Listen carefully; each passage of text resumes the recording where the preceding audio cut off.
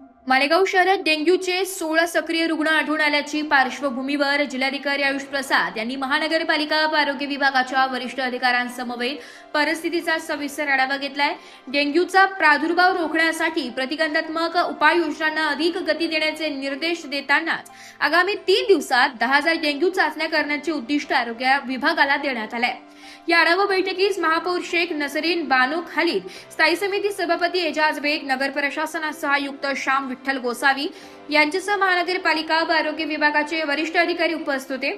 डेंग्यूच्या रुग्णांचे भौगोलिक मॅपिंग करून संभाव्य हॉटस्पॉट निश्चित करण्याचे निर्देश जिल्हाधिकारी आयुष प्रसाद यांनी महामारी तज्ज्ञांना दिले। हॉटस्पॉट निहाय प्रतिबंधक उपाययोजना अधिक प्रभावीपणे राबवण्यासाठी रुग्ण आढळलेल्या परिसराचा सखोल आढावा घेण्याच्या सूचनाही त्यांनी केल्या। डेंग्यूच्या प्रसारास कारणीभूत ठरणाऱ्या डासांच्या उत्पत्ती स्थळांचा शोध घेण्यासाठी शहरात दिवसा कंटेनर सर्वेक्षण करण्याचे निर्देश देण्यात आले। घरगुती तसेच सार्वजनिक ठिकाणी साचलेले पाणी, पाण्याची भांडी, टाक्या व इतर संभाव्य जलसाठ्याची तपासणी करून डासांच्या अळ्यांची उत्पत्ती रोखण्यावर भर देण्यात यावा असे जिल्हाधिकारी यांनी सांगितले। संध्याकाळच्या वेळी डास नियंत्रणासाठी फॉगिंग मोहीम प्रभावीपणे राबवावी, तसेच शहरातील सर्व जलस्रोतांमध्ये डेंग्यूच्या अळ्या नष्ट करण्यासाठी आवश्यकतेनुसार गप्पी मासे सोडावेत अशा सूचनाही त्यांनी दिल्या। डेंग्यूची लक्षणे आढळलेल्या रुग्णांच्या संपर्कातील व्यक्ती तसेच संबंधित परिसरातील नागरिकांची तपासणी करण्याच्या सूचना देण्यात आल्या। तापाची लक्षणे असलेल्या नागरिकांची वेळेत तपासणी व निदान व्हावी यासाठी शहरात ताप चिकित्सालय सुरू करण्याचे निर्देश जिल्हाधिकारी यांनी दिले।